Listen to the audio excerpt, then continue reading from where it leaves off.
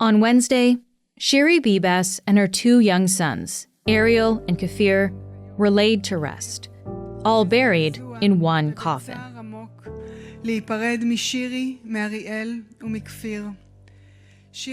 Shiri and her children were kidnapped by Hamas on October 7th, 2023, and held as hostages. They died in captivity in Gaza. Shiri, איך יכול להיות שלא נקבע שוב לפיקניק בשבת? At their funeral, Shiri's sister-in-law mourned the future they would no longer share. She said, "Shiri, how can it be that we won't plan another picnic for Saturday? How did they steal from us a whole year of experiences and memories together? How can we imagine a future without you? How did they take you away from us?" The funeral was live-streamed in a public space in Tel Aviv that is now known as Hostage Square. Thousands of people came to grieve the Bibas family, including this woman named Shir. It's just so sad. We still have hostages. Soldiers are dying, and also people in Gaza, Palestinians, are dying. And it doesn't seem like there is any steps that are going towards solution. So it feels like kind of stuck. We're stuck. Meanwhile, in Gaza, on Wednesday, residents continued to struggle with the cold, wet conditions, often in makeshift shelters. This father tells a reporter that rainwater and sewage has entered the tent where he and his young children are living. He says, with the drainage system being destroyed, the cold weather, and the lack of clean drinking water, viruses are spreading rapidly. He added that he had to take his daughter to the hospital, and the doctor told him that dirty water and cold temperatures have caused her illness. Hamida Ghafour is the Globe's deputy foreign editor. She's on the show today to explain what we've learned from this fragile first phase of the ceasefire in Gaza and what could be the possible paths forward from here. I'm Menaka Raman-Welms, and this is The Decibel from the Globe and Mail.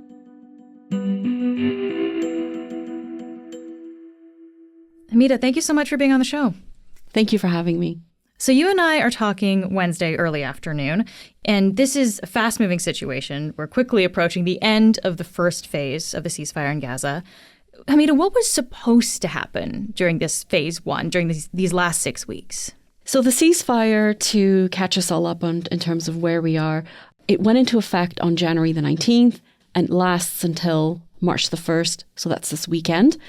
And it was mediated by the United States, Egypt, and Qatar. It can be broken down into the following main areas. The ceasefire called for a full halt to the fighting between Hamas and Israel. Israeli troops were meant to leave the Netzarim corridor, which bisects Gaza, but the troops remain on the borders, including the Philadelphia corridor, which is in the south.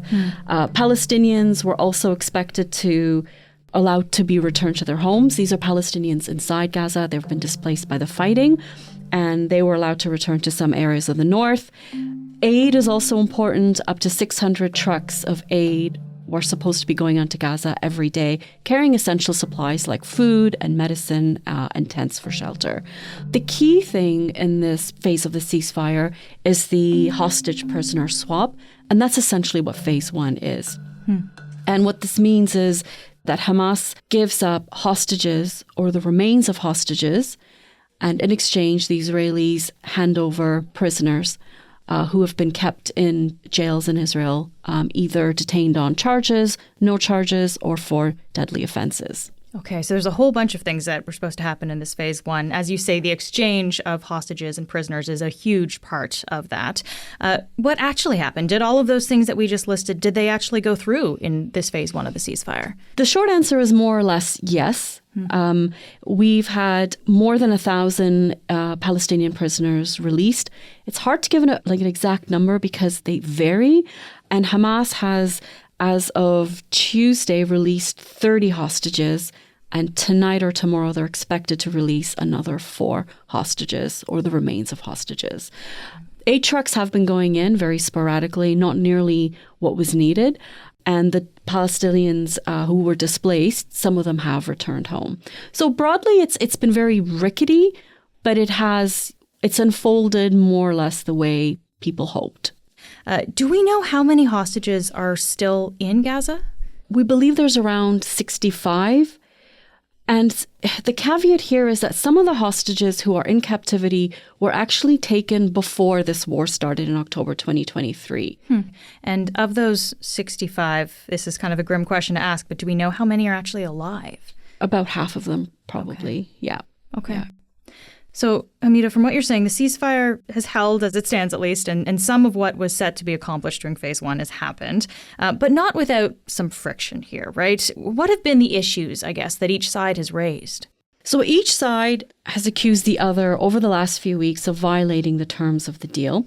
The Palestinians say that the Israeli Defense Forces have attacked civilians as they returned back to their homes. The Israelis say that they were actually targeting Hamas militants who they accuse of using civilians as shield. So that's clearly a violation of a ceasefire, which called for a halt in the fighting. Another major issue has been Hamas has been holding very humiliating and ghoulish stage ceremonies when they release the hostages or when they've been transferring the bodies. There's a stage that they've set up in Gaza. There's a backdrop of flags, loud music, images of the Israeli Prime Minister Benjamin Netanyahu. He's shown dripping in blood. Armed militants are crowded around, and the hostages have been marched across the stage holding certificates and having to kiss these armed fighters in some cases. Many of them have looked very emaciated, and it reminded people of the images that came out of the Nazi concentration camp of the survivors. So understandably, this has caused a lot of anguish among the families. It has angered the Israeli government, and the Red Cross has also expressed concern too. Yeah, let's talk a little bit more about this situation here, because this handover of hostages, as you said, has really caught people's attention, especially in the last week, because last Thursday, February 20th, there was a particular handover. This is when Hamas was handing over the bodies of hostages for the first time.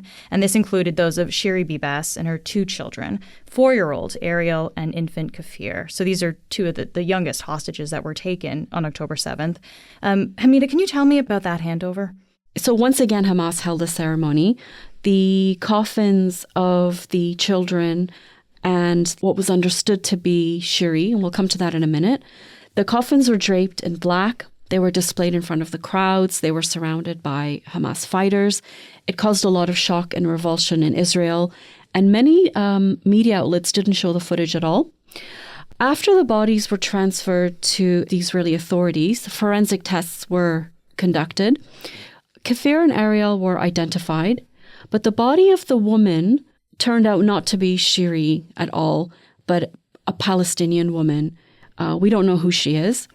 Hamas said it was a mix-up in the confusion, and a day later they handed over the remains of Shiri Bibas, and the forensic tests were done, and it was indeed Shiri. The boys and their mother were buried together in a private ceremony. And what makes this also very shocking as well is that the Israelis say that Hamas killed the children with their bare hands. That's a quote from them. Hamas denies that and says that the family were killed in airstrikes, Israeli airstrikes. Yeah. Can we talk a little bit more about this family, Hamida? Because I think they really came to symbolize a lot for a number of Israelis throughout this past, almost 1.5 years now. What do we know about them? Yes, it's such a good point. The Bibas family have become symbols of this conflict. Shiri, her husband Yarden, and Ariel and Kafir, the youngest hostage to be taken, they were kidnapped by Hamas on October the 7th from the kibbutz where they were living. Yarden was released. He's alive.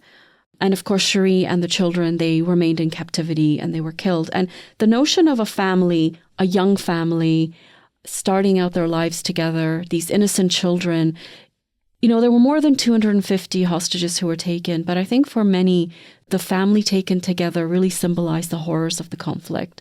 And many people in Israel and also outside Israel really felt it deeply and very personally, I think.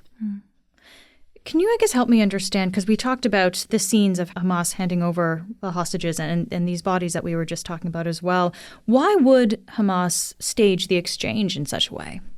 I think there's two ways of looking at it. One, these ceremonies have a propaganda value. Israel's main aim in this war was to get rid of Hamas forever. The staged events send a message. Hamas is still here and we're not going anywhere. We have not been destroyed.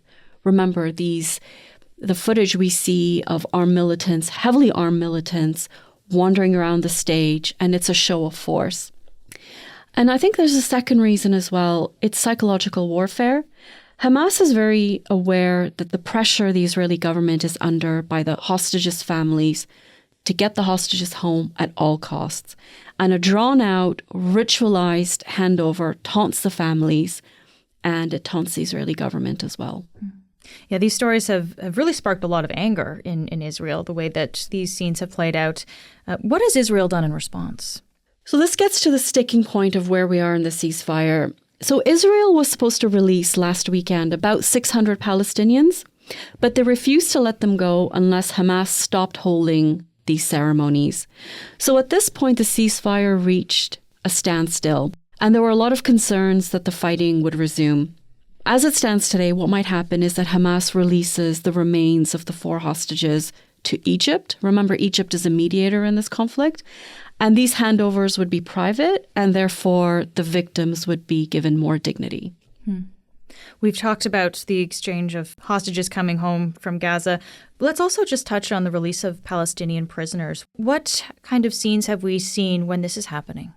The Israelis have released the Palestinian prisoners. They have been taken to the West Bank, to Ramallah usually, which is the capital. They're very emotional scenes. We see buses coming in. The prisoners have been taken off the buses. Emotional scenes of fathers, mothers, children hugging each other. In many cases, they haven't seen each other for years. They've had very little information. And so there's been a lot of emotion on the other side as well. Yeah. So Hamida, when you step back and I guess look at what has happened around these exchanges, what is your overall impression maybe of how this is all unfolding? So in any peace talk, whether it's this conflict or any conflict, the general idea is that you begin with the easier stuff, if we can put it that way. You begin with the easier stuff to lay the groundwork for tackling the more difficult issues later on. They're called confidence-building measures, and they build goodwill among enemies to continue talking and eventually stop fighting for good. So the release of women, children, the elderly, the remains of hostages in phase 1, in exchange for Palestinians who've been jailed in some cases for no apparent reason, they're meant to be confidence-building. So in that sense, the ceasefire has gone okay. But I think that the ceasefire has also revealed something deeper and terrible, which has been apparent for a long time, but I think it's really come to the fore. I think that it's very evident that each side struggles to see the other as human beings. Gaza has been destroyed by Israel. It's been reduced to a rubble. The bodies of thousands of Palestinian men, women, and children are decaying beneath the rubble, and they're being dug out by their families, in some cases by hand. Hamas, meanwhile, is staging these appalling ceremonies. And it seems like each side can't see the humanity and dignity of the other. And so what are the prospects that you have two people who can ever live side by side? We'll be right back.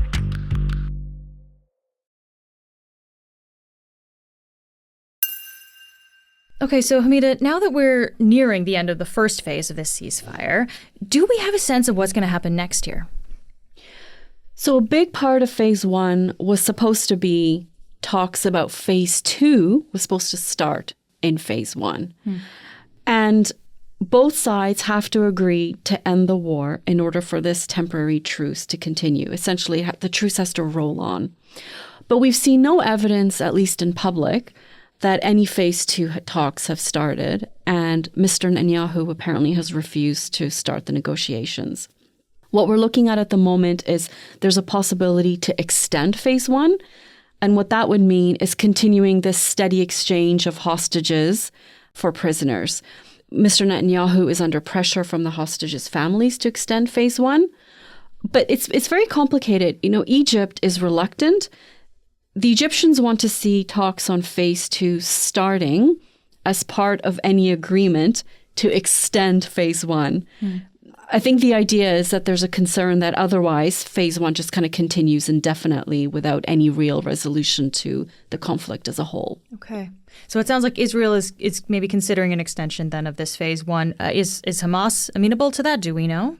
I think we can safely say at this stage, it's unclear to what extent Hamas would be supportive of an extension.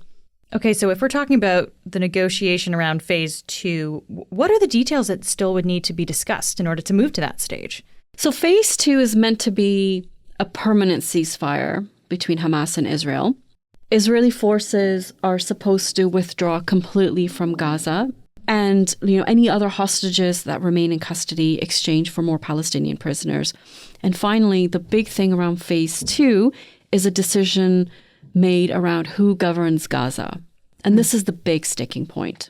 Yeah, let's talk about that, because it sounds like this is something that needs to be discussed eventually, right? So what are the possible options?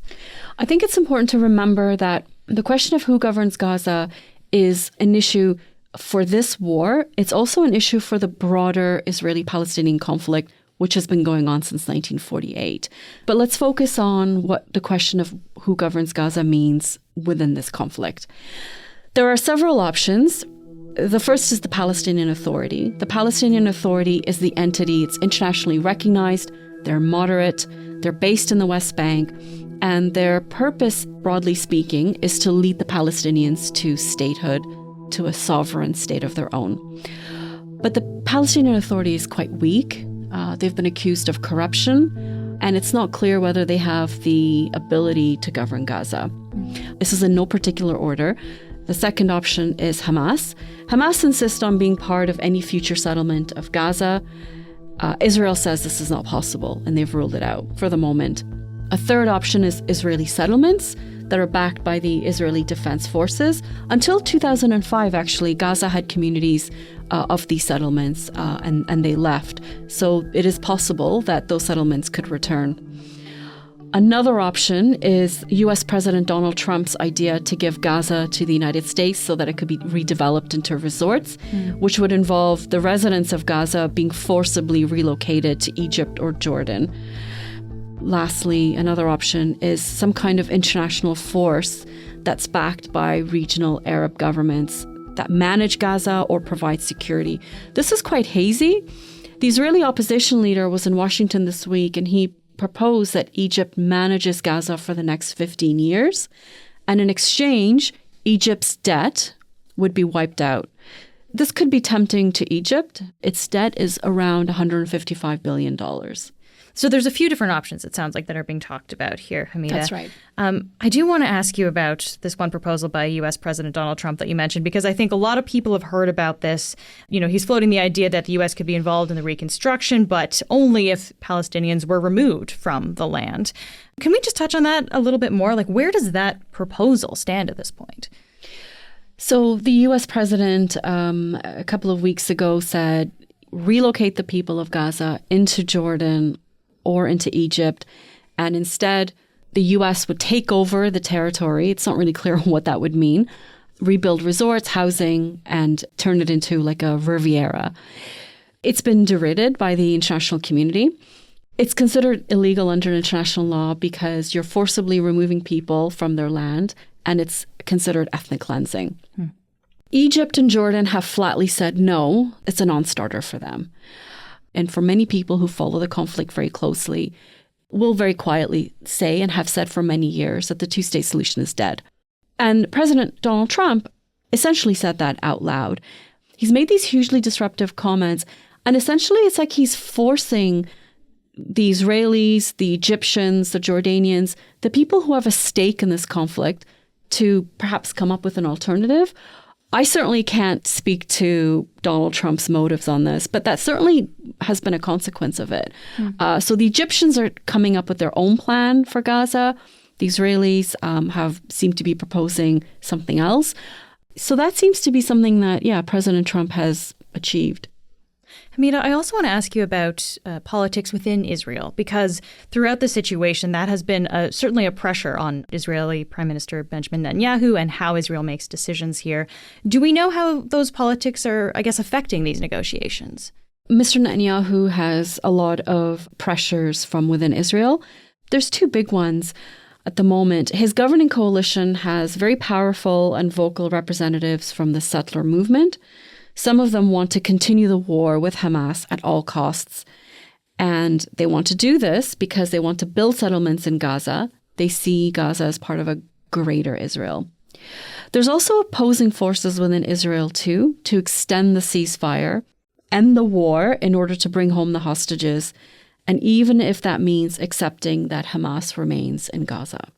And I wonder, when we're talking about these political dynamics, does this have a connection to what's been happening recently in the occupied West Bank? Because just last weekend, we saw tanks actually headed into one of the refugee camps there. So is this kind of playing into that? Yeah, so it's like the fate of Gaza and the fate of the West Bank are very closely linked. Both these territories are meant to be the lands which form a future sovereign Palestinian state. And since October 2023, the Israelis have been stepping up a campaign of violence in the West Bank against Palestinians. The Jenin refugee camp has been attacked by helicopters. Palestinians have been killed. Homes have been destroyed. The Israelis say that they're targeting Hamas terrorists, and undoubtedly there are some. But there is a broader pattern of targeting Palestinians in order to harass, intimidate, or remove them from the West Bank. It also should be said that there are a lot of settlements in the West Bank which are considered illegal under international law. Again, this is meant to be land for the Palestinians, a state for the Palestinians in the future. These are Israeli settlers then in the West Bank? These are Israeli settlers who come and they build homes, communities, and they're populated by Jewish families. And the settler movement wants to continue building and encroaching on this land, which would really make it impossible for this to be a Palestinian state. Just lastly here, Hamida, you mentioned earlier that the two-state solution appears to be dead in the eyes of many people. So is there any viable path forward here for lasting peace in Gaza? It's very difficult to see any viability for lasting peace from where we are today. The two-state solution has been around for many decades. Its parameters are very clear, very well known, and they're generally accepted. Sovereign state for the Israelis, a sovereign state for the Palestinians in the West Bank and in Gaza, and the Palestinians have their capital in East Jerusalem, and the Israelis have their capital in West Jerusalem. The problem has been and continues to be a lack of political will. You know, both sides accuse the other of not really being serious about this two-state solution. It's very acrimonious. It's difficult to see with this latest war how the conditions could be laid down in order to bring that two-state solution back to the table. Hamida, thank you so much for taking the time to be here today. Thank you for having me on the show.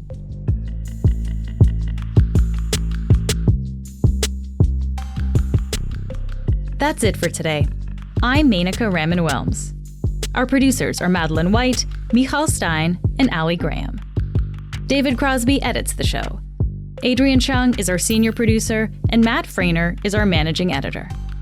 You can subscribe to the Globe and Mail at globeandmail.com/subscribe. Thanks so much for listening.